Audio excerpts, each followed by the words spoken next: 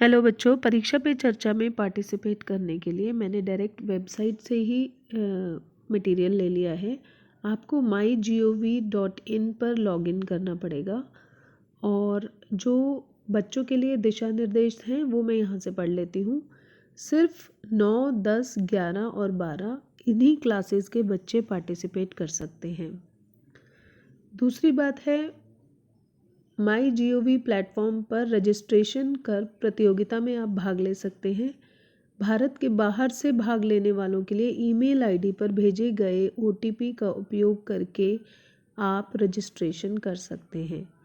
एक छात्र केवल एक थीम में ही भाग ले सकता है। नंबर 4, छात्रों को प्रत्येक गतिविधि के लिए उल्लिखित शब्द सीमा से अधिक नहीं लिखना चाहिए, यानी कि आपको जितनी शब्द सीमा दी गई है उतने में ही आपको लिखना होगा। आपको अपनी प्रतिक्रिया प्रस्तुत करनी है जो मौलिक हो, रचनात्मक हो और सरल हो। जब आप प्रधानमंत्री से प्रश्न पूछ रहे हैं तो 500 शब्दों से ज़्यादा नहीं होने चाहिए। जब आप सफलतापूर्वक जमा कर देंगे अपनी प्रविष्टि तो आपको एक डिजिटल प्रमाण पत्र प्राप्त होगा। OTP के लिए आप अपने माता पिता या शिक्षक के मोबाइल नंबर का प्रयोग कर सकते हैं। प्रतिभागियों को अपने शब्दों में केवल मूल उत्तर प्रस्तुत करना चाहिए, यानी आपको कहीं और से कॉपी नहीं करना है। किसी भी गलत तरह की भाषा का या सामग्री का आपको प्रयोग नहीं करना है। आपके द्वारा सबमिट की गई सभी प्रविष्टियों का उपयोग शिक्षा मंत्रालय और MyGov द्वारा सोशल मीडिया या वेबसाइट पर किसी अन्य रूप से किया जा सकता है जिसकी भी आवश्यकता होगी। प्रत्येक विजेता को निदेशक NCERT द्वारा प्रशस्ति पत्र दिया जाएगा। विजेता को एक विशेष परीक्षा पे चर्चा किट भी मिलेगी जिसमें माननीय प्रधानमंत्री द्वारा लिखी गई हिंदी और अंग्रेजी में एग्ज़ाम वॉरियर्स की पुस्तक होगी। ये तो थे दिशा निर्देश। अब अगर आपको और चीज़ें देखनी हैं तो इसी वेबसाइट से यहाँ से आप देख सकते हैं। जैसे कि आपको अगर लॉगिन करने के बारे में देखना है तो आप यहाँ से देख सकते हैं। इसी तरह से माता पिता और शिक्षकों के लिए क्या गाइडलाइंस हैं वो आप यहाँ से देख सकते हैं।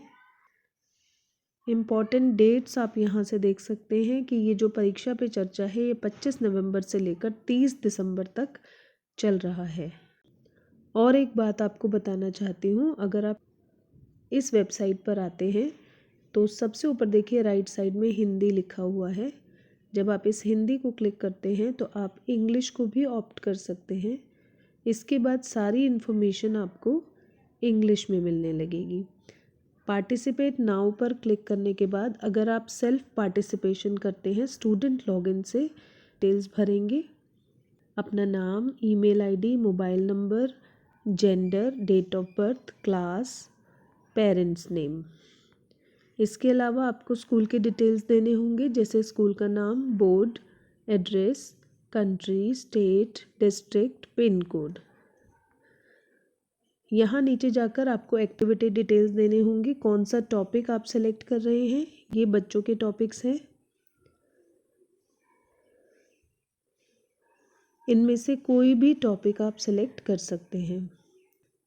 यहाँ पर आपको बेटर होगा कि आप पहले कहीं अपना मटेरियल टाइप करके एडिट करके रखें और वहाँ से कॉपी करके यहाँ पर पेस्ट कर दें।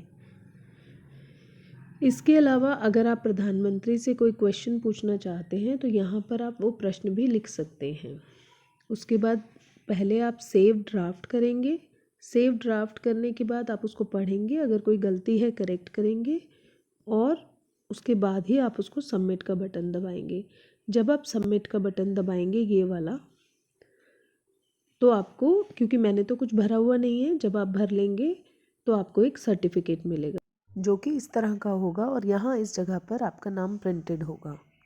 तो बस देर किस बात की है, you are capable of amazing things.